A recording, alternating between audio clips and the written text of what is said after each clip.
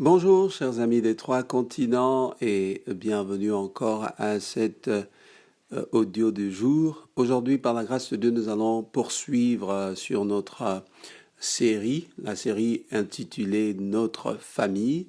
La fois dernière, nous avions ensemble vu le but. Le but, et je pense que si vous avez écouté l'audio, vous pouvez témoigner de clairement voir le but de notre famille.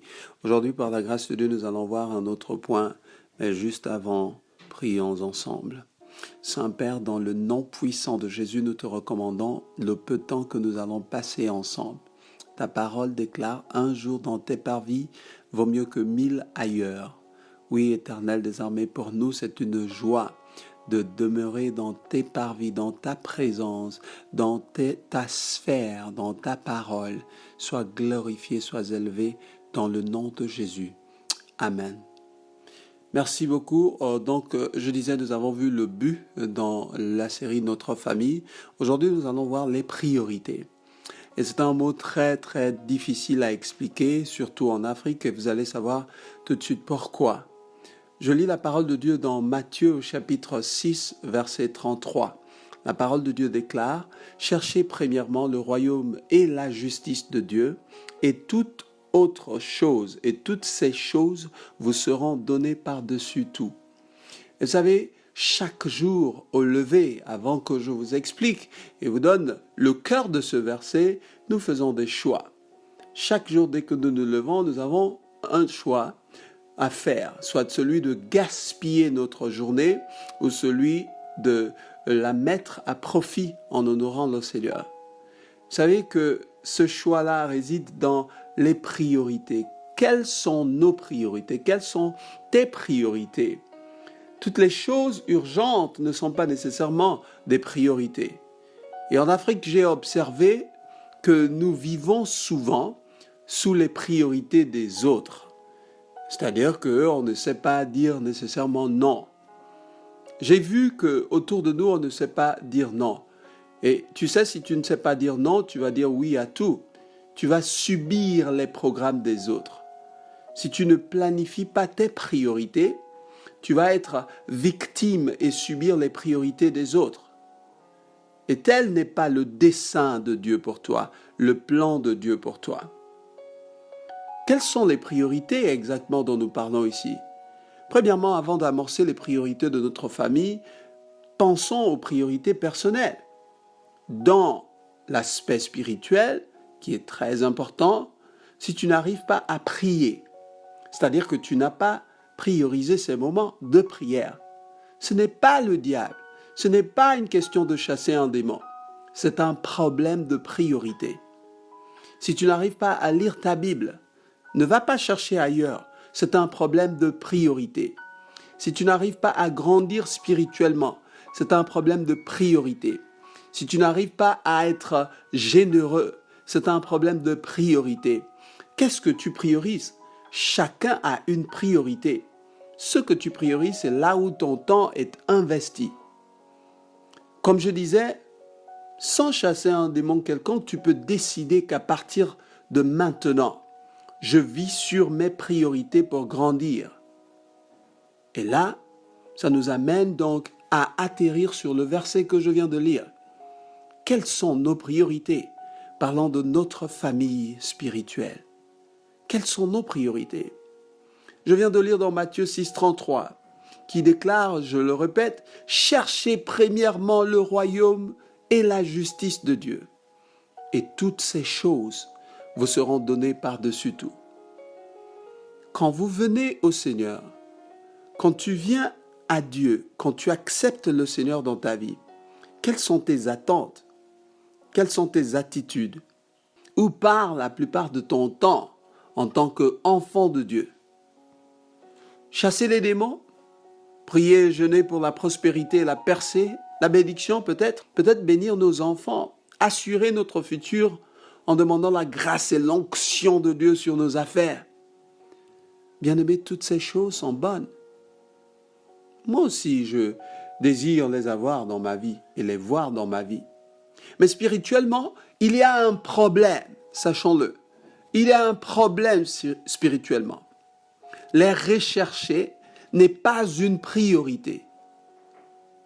La Bible déclare dans Matthieu 6, 32, le verset qui vient juste avant, « Car toutes ces choses, ce sont les païens qui les recherchent. Votre Père sait que vous en avez besoin. » Voyez, il y a un clash quand on vient au Seigneur. Est-ce qu'il doit faire ce que j'ai dans mon cœur comme mon programme, ou je dois faire ce qu'il a dans son cœur comme programme? À partir de là, comprenons le cœur de la Bible. C'est de revenir sur le verset que je lis une troisième fois. Matthieu 6, 33, et de préférence, mémorisez-le, très important. Cherchez premièrement le royaume et la justice de Dieu, et toutes ces choses vous seront données par-dessus. Vous voyez les choses que j'ai citées? Vous voyez ce qu'on veut voir dans nos vies, dans nos familles? Vous voyez la percée, la grâce de Dieu dans nos affaires, la bénédiction, la prospérité, et tout ce qu'on veut voir? En fait, la Bible ne nous interdit pas de les avoir. Ne confondez pas, s'il vous plaît. La Bible nous interdit d'en faire une priorité. La Bible nous amène à considérer les choses et les reclasser. Premièrement, le royaume et la justice de Dieu. Et deuxièmement, toutes ces choses vous seront données. Voyez, la Bible n'a pas exclu ces choses. Vous aurez la percée. Vous aurez la grâce de Dieu dans les finances. Vous aurez la prospérité. Vous aurez la bénédiction du Seigneur dans vos affaires. Vos enfants seront en bonne santé. Votre futur sera assuré. La grâce de Dieu, l'onction de Dieu vous accompagneront dans vos études. Seulement, ce n'est pas la première chose. La Bible dit « Et toutes ces choses vous seront données ». Le Seigneur y pense. Voici pourquoi permettez-moi rapidement de vous parler de nos priorités. En tant que famille spirituelle, j'aimerais brosser rapidement nos priorités. Vous savez, notre priorité se cache dans les commandements du Seigneur. Qu'est-ce que la Bible nous demande de faire? Premièrement, en tant que famille, nous faisons des disciples. C'est un commandement dans Matthieu 28, 19. Allez par tout le monde, prêcher la bonne nouvelle à toutes les nations. Les baptisant au nom du Père, du Fils et du Saint-Esprit, enseignez-leur à observer tout ce que je vous ai prescrit. Donc, faire des disciples, c'est notre mission. Faire des disciples, le fait de faire des disciples, c'est d'avoir une relation à long terme avec ce que le Seigneur veut faire dans les vies des gens. Donc, nous avons la passion pour les perdus, et vous le savez déjà, nous avons vu un peu cela dans nos buts en tant que famille spirituelle. Nous voulons que chaque individu puisse grandir en maturité dans les priorités de la maison de Dieu, de la parole de Dieu, du Seigneur, en honorant le Seigneur.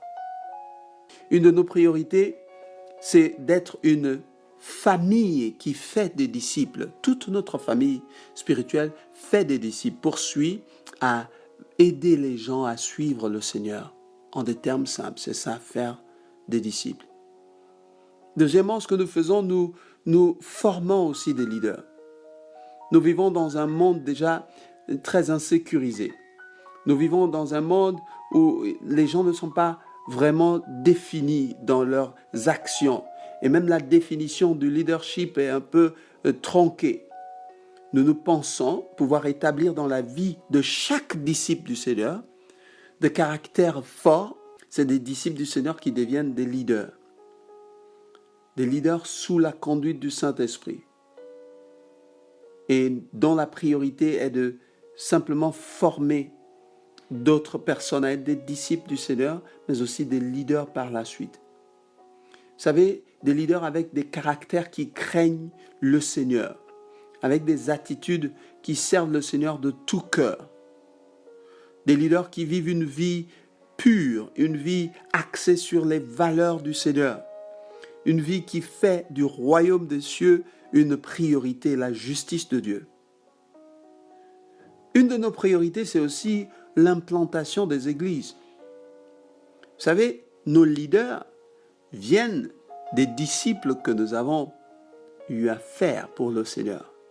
Et à partir de là, étant des leaders, ils ont la responsabilité d'influencer leur environnement immédiat. Et vous savez quoi? La stratégie la plus évidente de l'évangélisation, c'est l'implantation des églises. Et c'est là une de nos priorités. Implanter des églises qui vont être fortes, qui vont être grandes, qui vont être influentes et qui vont se reproduire elles-mêmes. Reproduire des leaders forts, influents et solides. Nous voulons établir le règne de Dieu dans nos sociétés. Et pour cela, nous avons aussi quelques stratégies. Et tout ce que nous allons dire va être autour de nos priorités simplement. Notre stratégie, c'est la priorité du royaume des cieux. C'est la même chose. Notre stratégie vise à être multigénérationnelle, par exemple. Nous croyons énormément aux générations. Nous croyons que Dieu est passionné des générations et désire que toutes ces générations l'adorent et trouvent leur satisfaction complète en lui. Nous croyons que les pères et les mères sont le fondement d'une société saine et solide. Nous croyons que la famille prépare la prochaine génération. Et donc, si nous ne redéfinissons pas la famille, nous avons un problème. Exemple, le mercredi passé, nous étions en train de prier pour établir une plus grande conscience sur le mariage. Vous savez, le mariage est important parce que dans une société où les gens sont mariés, en même temps, on protège la prochaine génération. On protège ceux qui sortent de ce mariage-là. Mais quand le père, la mère ne sont pas bien définis, quand l'enfant sort, il n'a pas de repère et il embrasse tout ce qui bouge. Et ça produit tous les maux, les troubles qu'on a dans notre société aujourd'hui. Notre prière est la restauration aussi de ces familles-là. On veut être multigénérationnel, on vise plusieurs générations. Et une des générations qui est dans notre cœur, c'est la génération estudiantine, nos jeunes. Les jeunes qui sont pour nous l'avenir. Vous savez, le futur de nos nations, ces leaders-là dans les affaires, dans le sport, dans la politique, ces géants et toute autre sphère, comme nous l'avions cité dans le message précédent, sont en ce moment en train d'étudier dans nos universités, dans nos instituts, dans nos grandes écoles. Et notre prière est qu'en tant que famille spirituelle, nous plaçons une priorité sur le fait d'aller vers eux, de leur présenter l'évangile et se rassurer que les valeurs divines soient gravées dans leur cœur pour que ces jeunes-là que le Seigneur nous confie, nous ne puissions pas les perdre demain. Nous valorisons les institutions en commençant par celle de la famille, institution naturellement ordonnée par le Seigneur. C'est l'institution primaire qui vise à faire des disciples, à préparer la génération future. Nous sommes aussi multiculturels. Nous ne sommes pas seulement multigénérationnels. Chaque jour, nous respectons et valorisons nos cultures, mais soyez-en sûrs, j'ai une culture. Je suis gabonais, je suis baoumou, mais quoi là, je viens de parler en ma langue et tu ne comprends pas nécessairement. J'aime ma culture, j'aime ma langue. C'est qui je suis, c'est mon identité. Mais écoutez, le Seigneur ne veut pas nécessairement que nous ressemblons tous à un leader. Par exemple, vous trouvez des communautés où si le leader est d'une ethnie précise, vous avez 80% de la communauté qui est de cette ethnie-là. Mais l'objectif de Dieu est que dans la diversité que nous représentons, ce sont là les couleurs de Dieu, que nous puissions l'adorer. Et nous ne voulons pas que dans notre mission, notre objectif soit de conformer les gens pour qu'ils soient taillés sous nos préférences, pour qu'ils nous ressemblent, pour qu'ils parlent notre langue. Non, nous sommes appelés à être le sel et la lumière du monde. Et sur ce, Dieu ne nous appelle pas à être uniforme, mais dans notre diversité, à croire à la même chose. Les cultures reflètent la diversité, le plan de Dieu, qui veut que celle-ci l'adore, qui veut que celle-ci exprime cette beauté dans cette diversité-là. Écoutez, dans notre première retrouvaille, une de nos premières retrouvailles juste avant le confinement, nous étions plus ou moins une vingtaine de personnes avec à la clé 5 nationalités représentées. Pour moi, c'était là, en miniature, l'image du Seigneur. Et c'est une priorité pour nous. C'est notre priorité. Nous visons aussi à adorer le Seigneur en étant des missionnaires.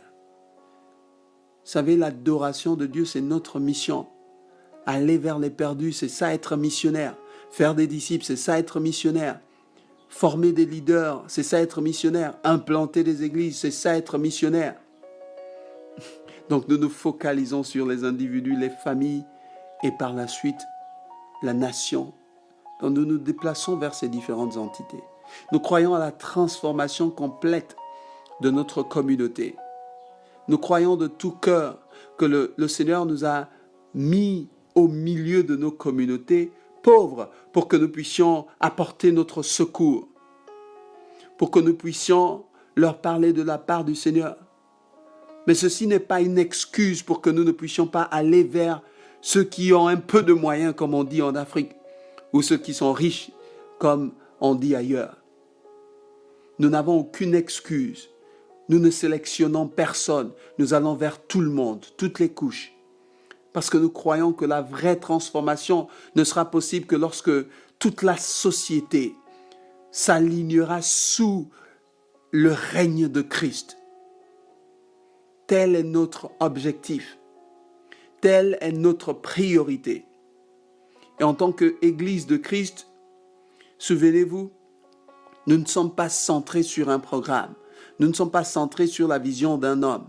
Nous ne sommes pas centrés sur le don d'un homme ou une doctrine particulière ou l'expérience de quelqu'un. Nos églises sont bâties sur le Christ, sur la parole de Dieu. Si vous lisez avec moi 1 Corinthiens 3, 11. La Bible déclare « Car personne ne peut poser un autre fondement que celui qui a été posé, à savoir Jésus-Christ. » C'est ça notre fondement, notre seul fondement. Nous croyons de tout cœur que chacune de nos églises doit respecter et accueillir la présence du Saint-Esprit au milieu de nous. Dans Actes 2, 38-39, Pierre s'écria devant les gens, « Répentez-vous et soyez tous baptisés au nom du Seigneur Jésus-Christ de Nazareth pour le pardon de vos péchés et vous recevrez le don du Saint-Esprit. Car la promesse est aussi pour vous, pour vos enfants et pour tous ceux qui sont au loin, en aussi grand nombre que le Seigneur les appellera. » Enfin, nous sommes aussi socialement responsables. Chaque jour, une de nos priorités est d'aller vers les communautés et les servir simplement. Et répertorier les besoins. Et répertorier les jeunes qui n'ont pas peut-être, qui ne sont pas scolarisés. Ou répertorier les jeunes filles qui ont besoin d'aide. Ou répertorier les jeunes gens qui ont besoin d'orientation. Récemment, nous avons travaillé avec les jeunes bacheliers. Pour moi, c'était une joie. Et nous continuons de le faire. Vous voyez, c'est notre priorité d'attaquer toutes ces sphères-là et d'honorer le Seigneur.